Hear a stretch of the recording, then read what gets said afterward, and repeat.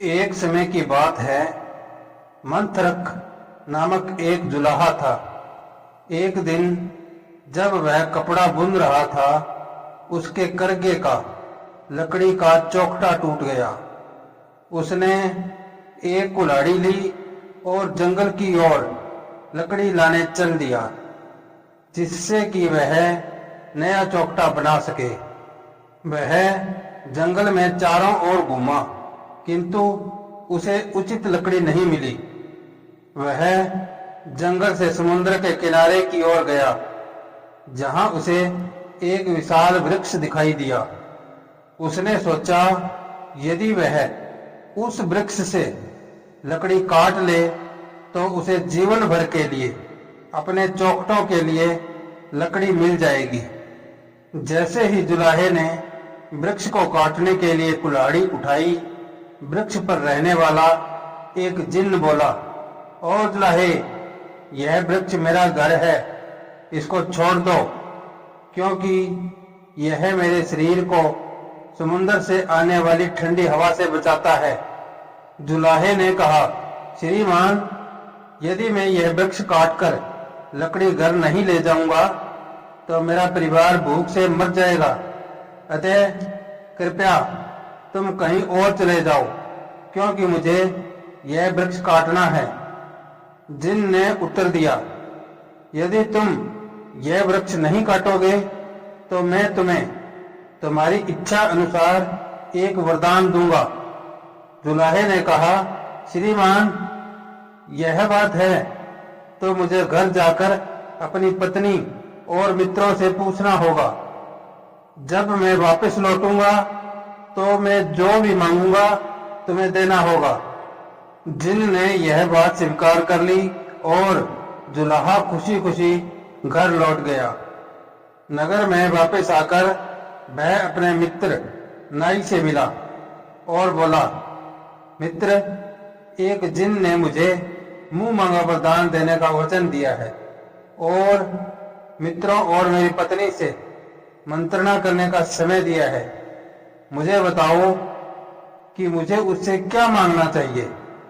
नाई ने उत्तर दिया, प्रिय मित्र, उससे एक राज्य मांग लो, जहां तुम राजा होंगे और मैं तुम्हारा प्रधानमंत्री।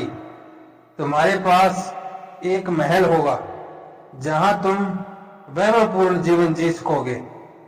जुलाहे ने कहा, सच है, किंतु मैं अपनी पत्नी से भी पूछ लेता हूं।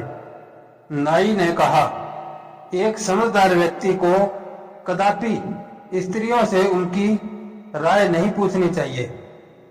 वह स्त्री को भोजन, वस्त्र, आभूषण और सबसे बढ़कर विवाह का सुख दे सकता है, किंतु उसे कदापि उसकी राय नहीं पूछनी चाहिए, क्योंकि स्त्रियां केवल अपने हित की बात सोचती हैं और उनमें समझबूझ कम होती है।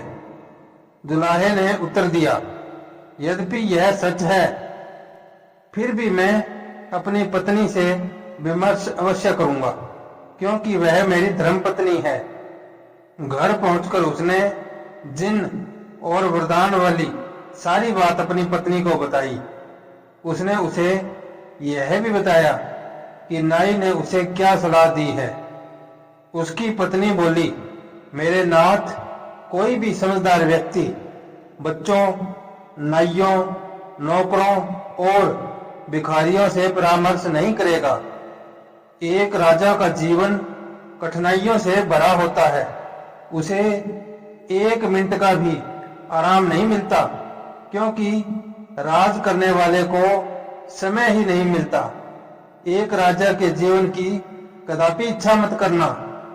दुल्हे ने कहा, तुम ठीक कहती हो, किंतु तुमने मुझे यह नहीं बताया कि मैं क्या वरदान मांगूं। पत्नी ने उत्तर दिया, प्रत्येक दिन तुम केवल एक टुकड़ा कपड़ा बुन पाते हो, जो कठिनाई से हमारे नित्य की आवश्यकताओं को पूरा करने के लिए पर्याप्त होता है। तुम्हें हाथों का एक और जोड़ा और एक सिर मांगना चाहिए, जिससे कि तुम कपड़े के दो टुकड़ों पर एक साथ काम कर सको, एक अपने सामने और एक अपने पीछे की ओर। पहला टुकड़ा हमारी नित्य की आवश्यकताओं की पूर्ति करने में मदद करेगा और दूसरा हमारी विशेष आवश्यकताओं की पूर्ति करने में मदद करेगा। इस प्रकार हम सुखपूर्वक रह सकेंगे। दुल्हा अपनी पत्नी से सहमत था। वह खुशी खुशी जिनके पास पहुंचा और कहा, श्रीमान, आपने दया करके मुझे वरदान का चयन करने दिया। मैं आपसे विनती करता हूं कि आप मुझे 2 अतिरिक्त हाथ और एक सिर प्रदान करें। अभी उसकी बात पूरी ही हुई थी कि उसके 2 सिर और 4 हाथ हो गए। बेचारे दुल्हे ने आनंद पूर्वक घर का रुख किया। मार्ग में लोगों ने उसे देखकर कोई दैत्य समझा और पत्थर मार मार कर उसकी हत्या कर डाली। अनमोल सीख, जिसके पास अपनी खुद की समझ नहीं होती, वह अपना सर्वनाश कर लेता है।